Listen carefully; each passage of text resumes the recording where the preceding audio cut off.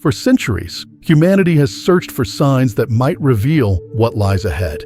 Some warnings from the past seem strange when they are first spoken, almost nonsensical in their lack of context, but decades later, they begin to feel unsettlingly relevant. There are moments in history when voices from the past suddenly feel impossible to ignore, as if a long-sealed message has finally found its proper recipient. Prior to her passing, a blind mystic from the mountains of Bulgaria murmured a prediction regarding a golden-haired individual destined to dismantle an empire. Decades later, those who study the patterns of history are beginning to wonder if those very prophecies are materializing before us. This is not merely a matter of ancient legends or symbolic folklore. It is a discussion about tangible, current existence. We are stepping into a realm where the distant past and the immediate future converge. It is here that long unheeded intimations from yesteryear cast a sharp, cold light upon what lies ahead for the global order. If the unfolding of these events sends a shiver through you, if an inner conviction suggests that the alignment of these details is more than mere chance, then it is worth halting for a brief moment of reflection. As we delve further into these records, it is crucial to remember that history often reveals its most profound meanings only in hindsight. What I am poised to disclose is not the result of conjecture or the convenience of looking back with current knowledge. Rather, it represents the actualization of a vision glimpsed by a woman many decades ago, a woman whose accuracy was remarkably, even frighteningly, consistent across the span of the 20th century. As the global landscape finds itself at a pivotal juncture in 2026, the United States has re-emerged as the focal point of intense international unrest. Long-standing partnerships are weakening, and novel configurations of influence are taking shape across the East and West. There is an almost palpable tension in the atmosphere, a sense that history itself is holding its breath before a great transition. Within the depths of Bulgarian records, uttered softly by an elderly woman who lived in near total isolation, are pronouncements that seem to delineate this precise instant. Her name was Baba Vanga, and her foresight concerning the return of a specific leader and the subsequent fracturing of a superpower compels a re-evaluation of everything we assume about fate and free will. The year was 1996. In a modest dwelling near Bulgaria's Koza Mountains, an 85-year-old woman lay approaching her final moments. Denied physical sight since the age of 12 by a brutal, freak sandstorm, she had nevertheless found another form of awareness awakened within her. This faculty defied full explanation by scientists, skeptics, or the intelligence agencies that monitored her for years. For decades, individuals from all walks of life, from heads of state and military commanders to agricultural workers and common folk, sought her out in the rural wilderness. They did not come for solace. They came for the unvarnished truth. More often than not, she delivered an intense, unsettling reality. She foretold the submarine Kursk's demise years before it occurred. She spoke of the steel birds attacking the American brethren, a vision many now link to the collapse of the Twin Towers. She predicted the devastating 2004 tsunami and the election of a 44th president who would be black, serving during a time of deep American division. Her predictive accuracy was so remarkable, it caused even the most cynical observers a profound sense of unease.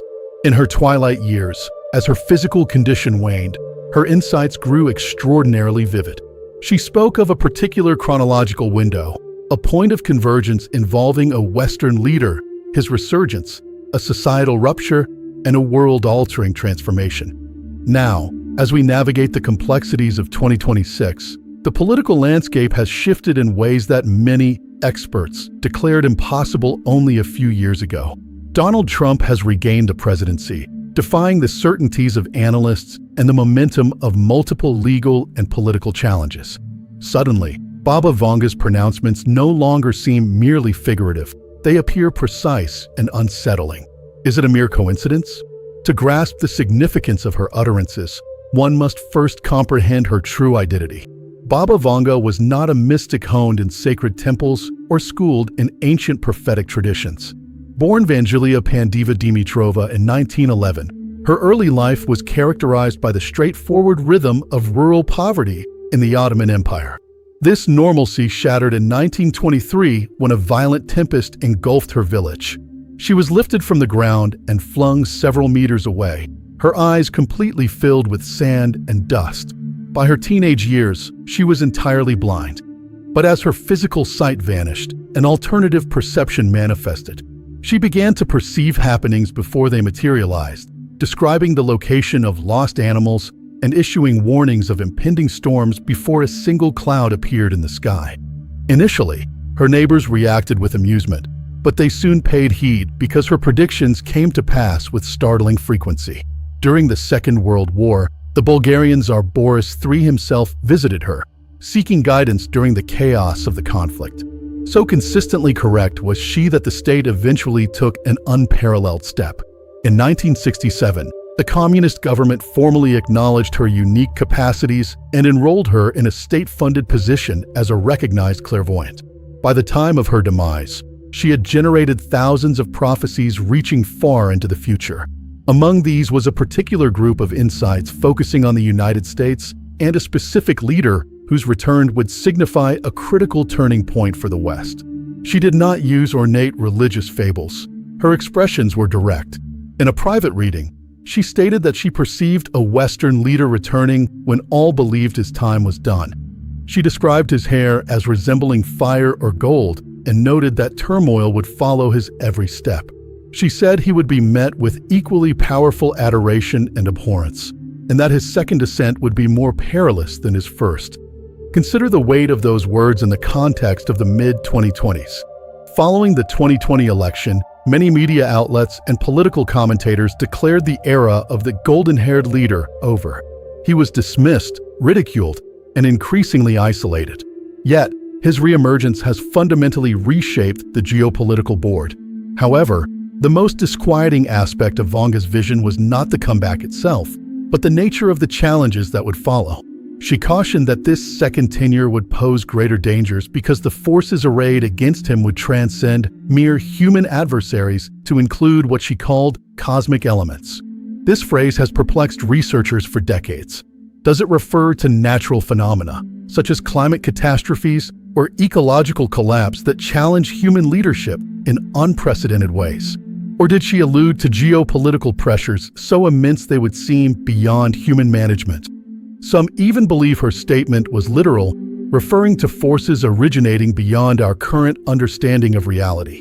Regardless of the interpretation, the reality of 2026 is one of resistance from every conceivable direction. Legal disputes, media skirmishes, civil unrest, and technological advancements that threaten to outstrip governmental control. If this is not a confluence of forces with an almost cosmic feel, it is difficult to imagine what would be.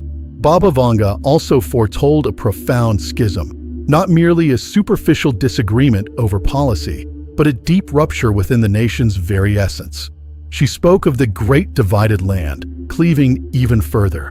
She envisioned sibling against sibling, where veracity and falsehood would intertwine until discerning one from the other became an impossible task for the average person. She suggested that the returning leader would not be the healer of this rift, but the one who would bring it into full view for the world to see. Observe the current state of the American social fabric. The United States arguably exhibits greater division today than at any period since its Civil War. It is a time where families avoid certain topics to maintain a fragile harmony and where states openly challenge the authority of the federal government.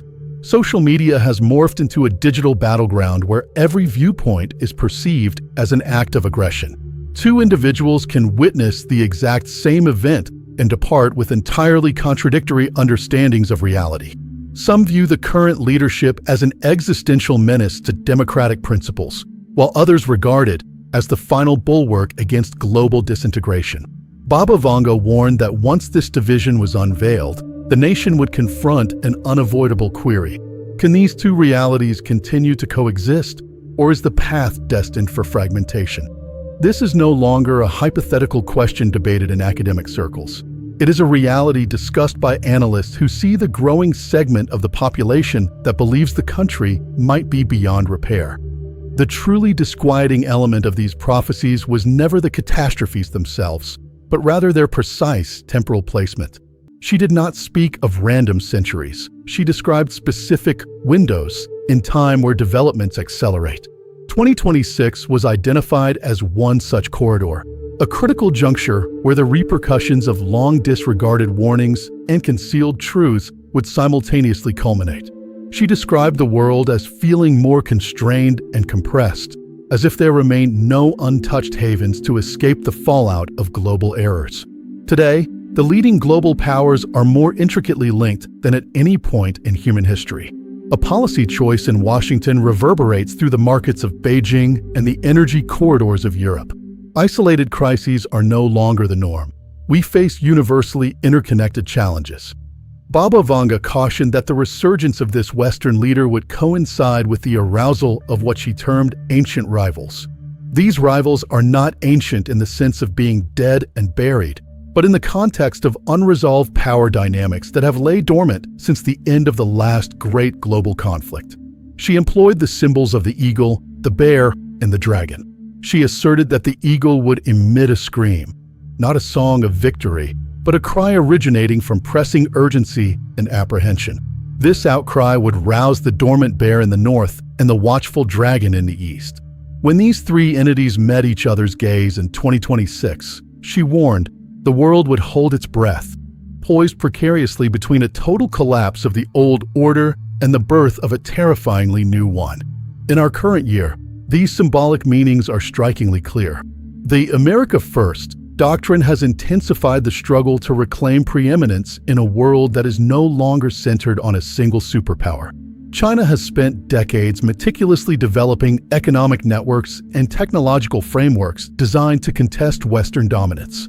Russia, though isolated, remains a resilient force that prospers through the destabilization of established norms. Baba Vanga did not necessarily prophesy an immediate, direct military confrontation between these giants.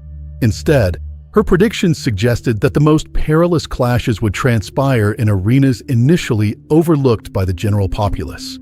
These are the invisible battlegrounds: supply chains, monetary systems, information networks, and outer space. Consider the contemporary economic environment. Commercial disputes are now instruments of financial strangulation. Monetary blocs are quietly forming to challenge the established supremacy of the dollar. None of these actions resemble the wars of the 20th century, yet they achieve comparable results: instability, reliance, and retribution. Vanga recognized this shift and cautioned that it would be underestimated because it wouldn't always manifest with explosive events. Instead, it would arrive through seemingly dull headlines and arcane technical terminology, fundamentally altering the fabric of daily life before the people fully grasped the extent of the change. Then there was the unsettling statement regarding the sky. The heavens will be replete with gazes. For decades, the meaning of this pronouncement eluded comprehension. Today, however, thousands of satellites encircle our planet, observing, listening, and transmitting data. Space is no longer an empty void.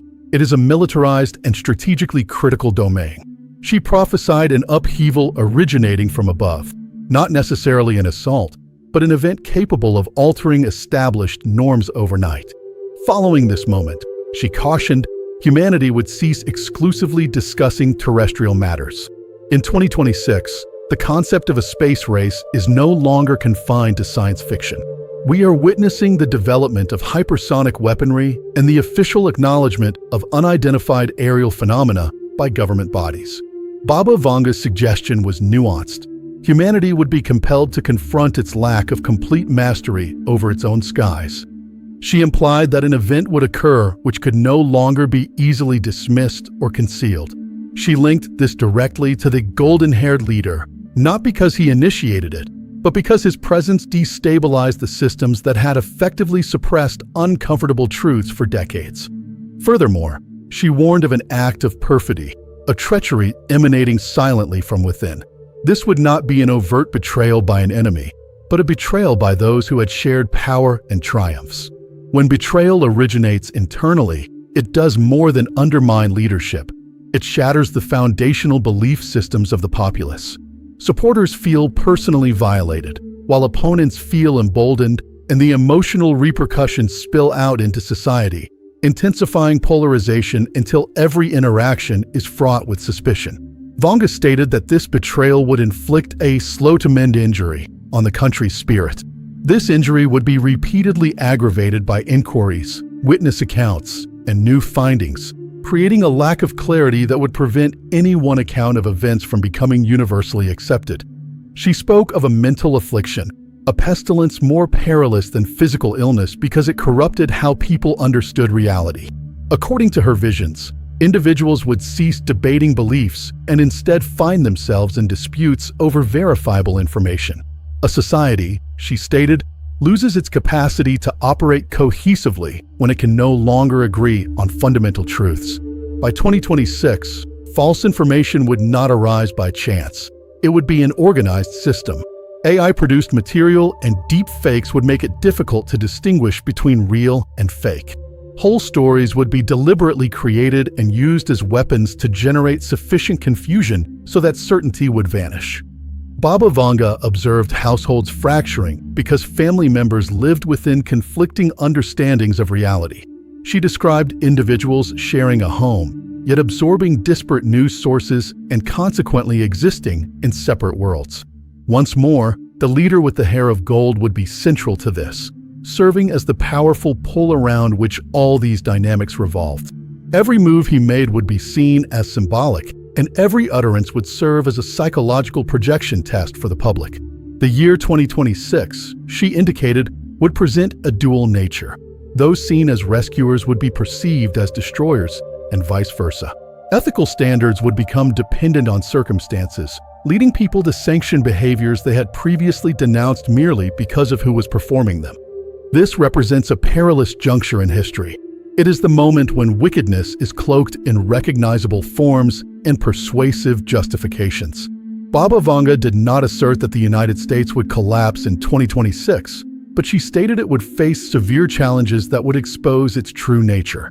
The nation would be tested at a time when apprehension clashed with deeply held beliefs, specifically when safety was presented as an exchange for liberty.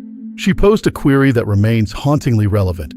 How much are you prepared to relinquish for security? She cautioned that societies seldom forfeit freedom abruptly. They yield it gradually through minor concessions rationalized by crises. Monitoring would become commonplace, and power would be concentrated, with each measure presented as essential and appropriate. The real sorrow, she noted, is not that individuals are compelled to make such decisions, but that they embrace them voluntarily because they are fearful and yearning for steadiness in a confusing world.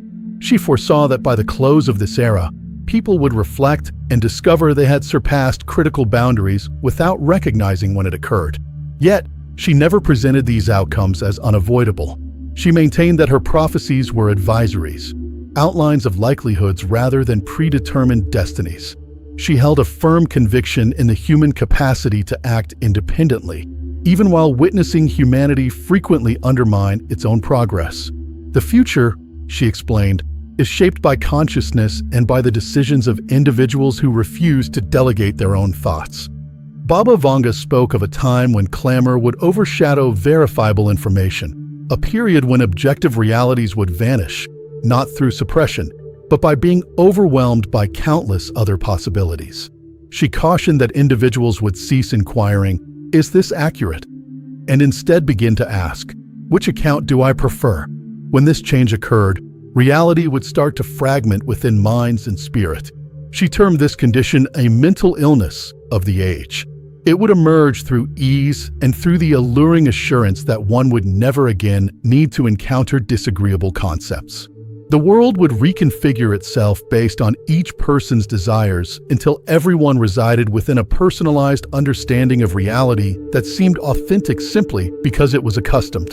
By 2026, computational processes would prioritize what sustains engagement and incites wrath rather than what is factually correct. Gradually, these frameworks would define individuals by instructing them whom to dread and whom to disregard. Baba Vanga perceived these developments far in advance of the modern digital age, warning that people would perceive themselves as making independent choices even as they followed courses of action laid out by unseen powers. This is why the impending separation she saw was so profound. people would lack a shared foundation for settling disputes. Conversation relies on agreed-upon information, and when that vanishes, only brute force remains. Whoever can vociferate more loudly or organize more swiftly. Her vision of the public square was not one of isolated revolt, but of successive waves of disturbance. Public demonstrations that commenced calmly but concluded with aggression, and urban areas morphing into symbolic arenas of conflict. She indicated that bloodshed would occur amid disarray, where the instigators or motives remained unclear. Each faction would point fingers at the other, and every occurrence would entrench stances more deeply. Apprehension would exacerbate apprehension, and the silent majority would withdraw in weariness, allowing radical elements to command the narrative. The golden-haired leader, she cautioned, would be at the core of this turmoil without necessarily being the one to pull every lever. His mere existence would suffice to divide opinion on every occurrence involving him. Every address would be seen either as an appeal for stability or a demand for subjugation. This is the point where her prophecy becomes genuinely unsettling. She indicated that the leader would be powerless to halt the disturbances because the underlying currents were greater than any single person. By the time the extent of the event was grasped, the impetus would already reside with the populace. Violence, in her prophecies, was not the ultimate objective. It served as an indicator of a community's deteriorating ethical framework. After bloodshed occurs, it alters the public perception of what is permissible. It renders radical actions ordinary and facilitates the rationalization of subsequent acts of aggression. She additionally cautioned against inconsistent indignation. Some fatalities would be endlessly grieved, while others would be ignored. Certain aggressive acts would be universally denounced, while others would be defended or downplayed. Such inconsistency, she stated, would erode confidence from the inside out. Individuals would argue not just over remedies, but over which people's hardships even deserved recognition. Meanwhile, a different framework would grow silently: the normalization of observation. Security cameras, digital tracking, and data gathering would be presented as productivity and safety. She stated that people would exchange personal liberty for security, unaware of the extent of the sacrifice until it was irreversible. She anticipated that emergency authorities would be frequently prolonged, and structures established for handling crises would become enduring characteristics of government. Since these alterations would occur gradually, the majority would not oppose them. They would adjust, as humanity always does. This was the critical juncture she thought would shape an entire era rather than just a single presidential term. Would individuals choose order over freedom? Would they forsake enduring values for immediate comfort? She did not evaluate the response. She merely noted the choice. Even at this point, she did not lose optimism. She held that duress uncovers reality and that emergencies highlight core beliefs. These periods compel people to determine who they truly are beyond political catchphrases and group loyalties. She stated that while numerous individuals would not pass this trial, a segment would become aware. They would withdraw from the precipice and decline to permit the surrounding clamor to transform them into unrecognizable versions of themselves. Such individuals, she remarked, would not achieve renown. They would be the parents opting for calmness, the neighbors preferring discussion, and the people selecting keen judgment over blind allegiance. Their influence would be imperceptible immediately, but deeply significant over the long course of history. She maintained that history is molded not merely by those who grasp authority, but also by those who decline to act monstrously when presented with the opportunity. This refocuses the narrative on the individual, wherever you are, observing this not as a distant prediction, but as a current reality. You are involved through what you disseminate, what you amplify, what you pardon, and what you oppose. Growth seldom feels pleasant, and understanding frequently brings a sense of burden before offering release. A particular aspect of her prophecies involved something transcending national boundaries and even the planet itself. She stated that a time would arrive, coinciding with the leader's return, when humankind would be compelled to gaze skyward and recognize a profound alteration. The heavens would cease to feel indifferent or devoid. Her precise statements were stark. A tremendous jolt will originate from the heavens. It won't be a conflict, but it will have the sensation of one. Following that day, she cautioned, humanity would cease to converse exclusively about Earth. For many years, this was dismissed as referring to a celestial body impact or a natural catastrophe. However, by 2026, the official confirmations of unidentifiable aerial phenomena by world governments have changed the conversation. These occurrences defy established physical laws and have been seen near vital military sites. Baba Vanga did not claim an invasion was coming. She suggested the shock would be the discovery itself, the understanding that humankind was neither as isolated nor as sovereign as it had assumed. She believed this information would emerge because those in power would no longer be able to keep it hidden. She portrayed the returning leader as a catalyst for this disclosure. As an individual who disregards unstated conventions and meticulously preserved deceptions, he might be the one to speak of things others find too perilous to mention. Confidential information persists through agreement and apprehension. Vanga thought that during this leader's term, this mutual understanding would break down. An unguarded remark, a disclosed report, or a fact unintentionally confirmed could not be completely disavowed. She cautioned that such an event would not elicit public cohesion, but rather astonishment compounded by weariness.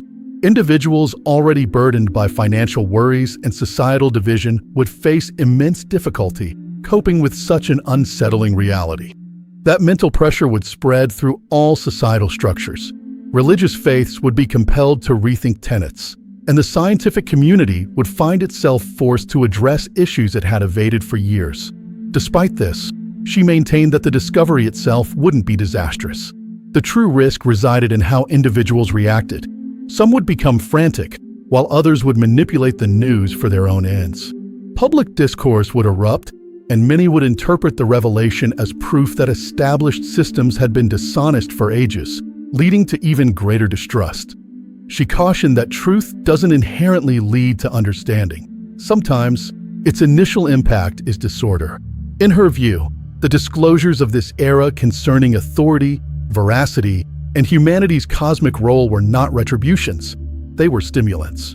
Though agonizing and disruptive, they were necessary for a more authentic understanding to surface. She never characterized this time as a global annihilation, but as the dissolution of one mode of self-perception. In her declining years, Baba Vanga repeatedly revisited a particular query. What concessions are individuals prepared to make for a sense of security?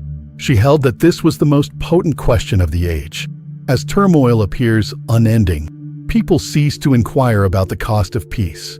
In 2026, with apprehension emanating from every direction, financial, technological, and social, the feeling that an unarticulated event looms is pervasive. She contended that this sense of dread was more perilous than any isolated danger because it diminishes the human spirit. She cautioned that liberty is seldom seized. It is relinquished to governing bodies by fearful populaces who request safeguarding. This is why she emphasized that the future is not a fixed track, but a reflection of collective consciousness.